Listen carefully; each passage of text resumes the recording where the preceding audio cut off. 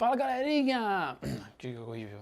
Fala galera, tudo bem? Tiago Lira aqui mais uma vez. Muito obrigado por você estar assistindo esse vídeo, onde eu pude conhecer e falar um pouquinho com o diretor Darren Aronofsky de Cisne Negro, O Lutador, Réquiem para o Sonho e que acabou de lançar Mãe, que é um filme que já está causando algum auê, tem gente adorando, tem gente gostando, mas impossível ficar indiferente ao filme.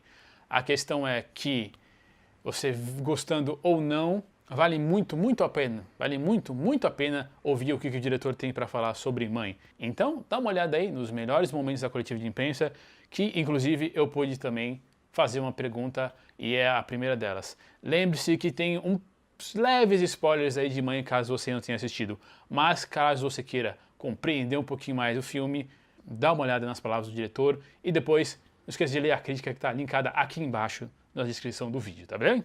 Hi Darren, welcome to Brazil. In the first place, my name is Tiago. I'm from Tigre, the movies. My question is about your films are all about rises and falls of characters since by coming to mother, and I think this is the most personal film your film so far because you wrote the script on your own. So I'd like to tell us about your rises and falls.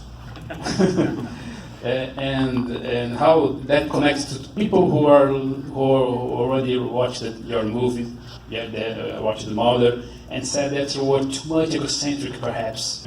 Well, I think the exciting thing for cinema is when it's personal. For me, those are always the filmmakers I look up to, or filmmakers that talk from a very personal place. I think people are very much reading into it because I always put myself in every film I do. I was the ballerina in Black Swan. I was the wrestler in Wrestler. I was the conquistador in The Fountain. I was the math wizard in Pi, but it never was me. It's always a part of you that you take something truthful of yourself and you stretch it and pull it until it becomes, becomes a character to tell the story. So for me, I think I'm more connected to Jennifer's story. That's where I put my emotion in.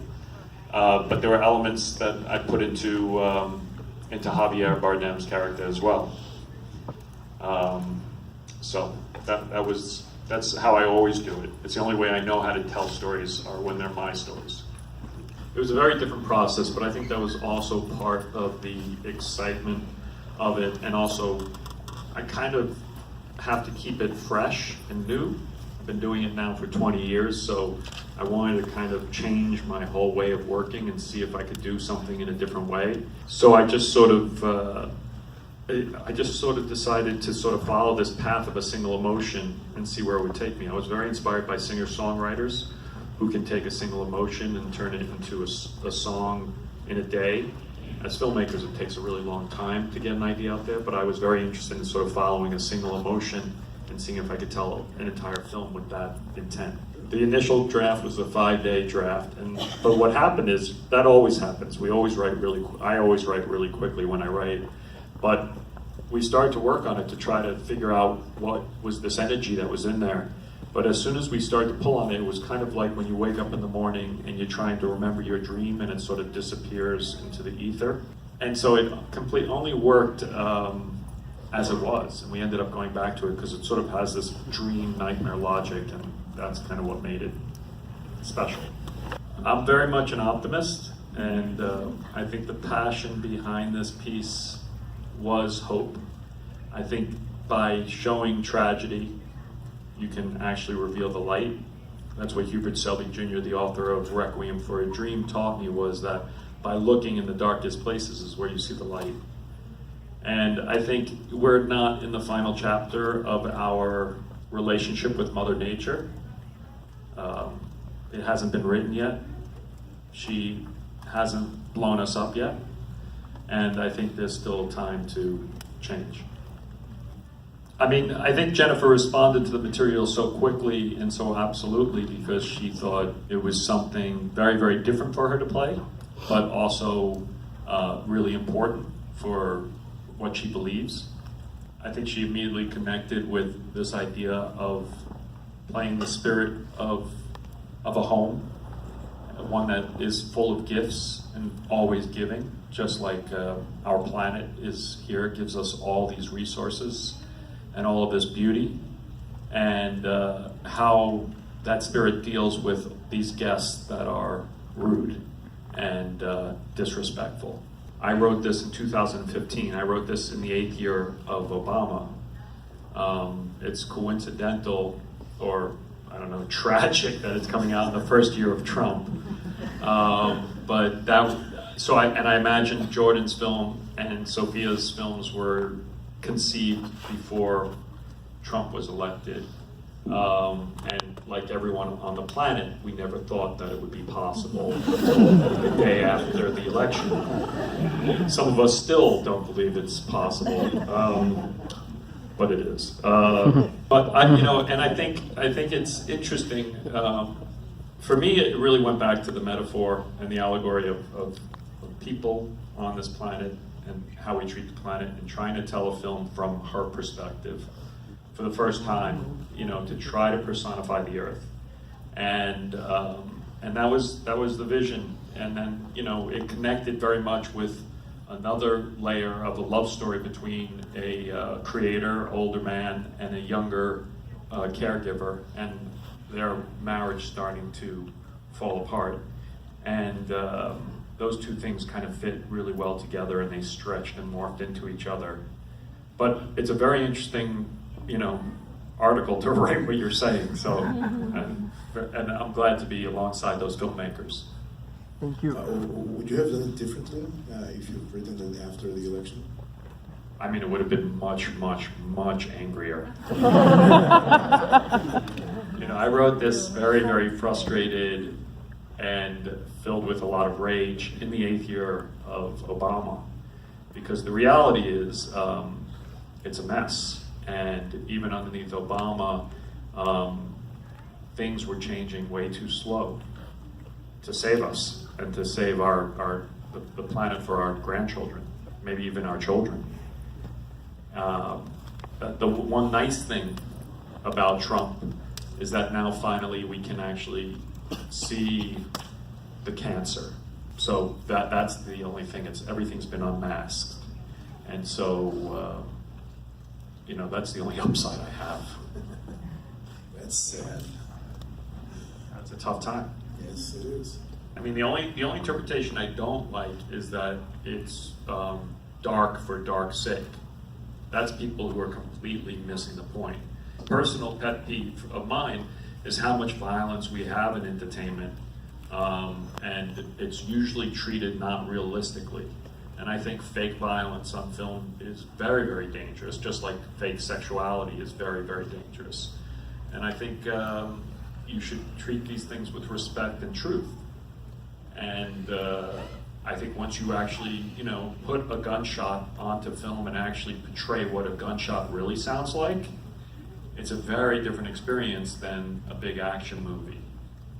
But for anyone who's actually heard a gun go off and been near it, it's terrifying. But you never see that in film. And when I was doing the gunshots in this, they were, my sound guys were freaking out.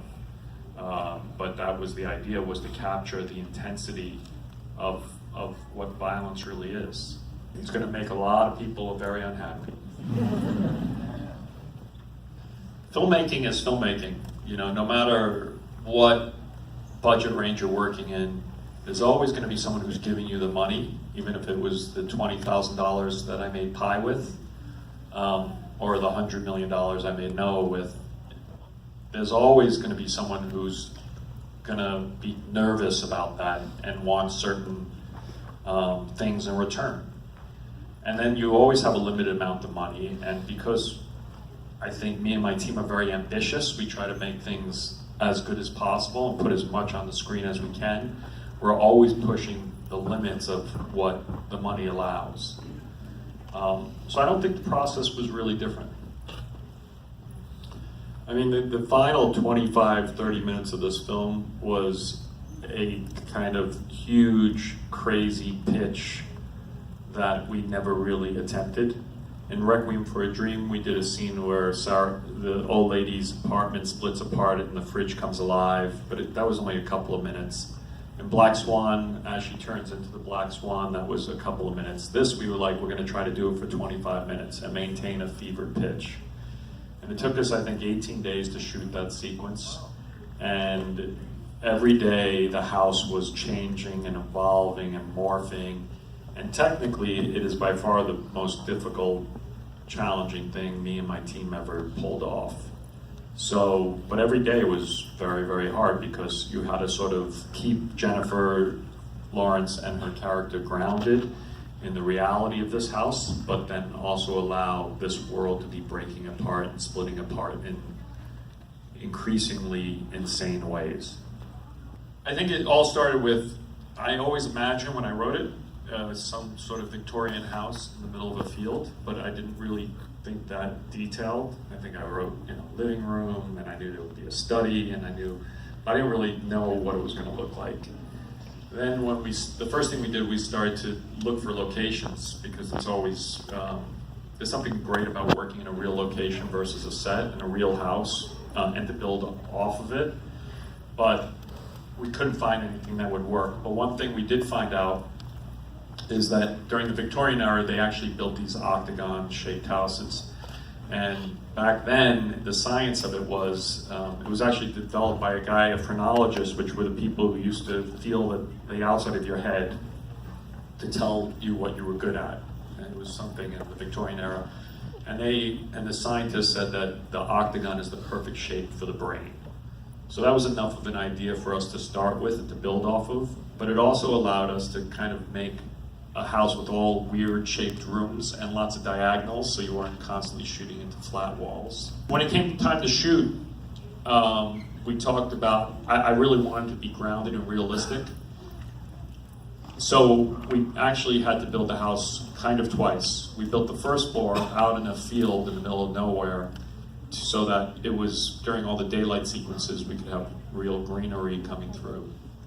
And then for the second half of the film, we moved to a stage and built all 3 floors of the house, and that was the house that slowly but surely decays.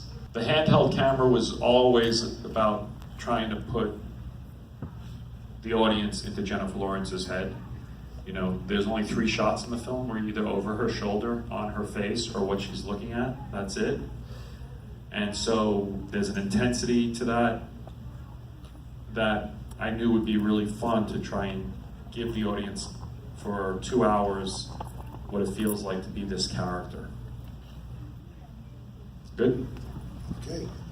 Thank you so much, man. Thank you. Thank you for coming out today, guys.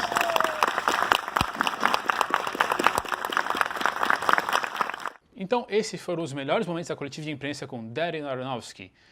Então me diz aí, o que você achou desses momentos, o que você perguntaria se você estivesse lá, se você achou interessante o nível das explicações, se você saiu satisfeito ou insatisfeito. Não esqueça de comentar aqui no vídeo.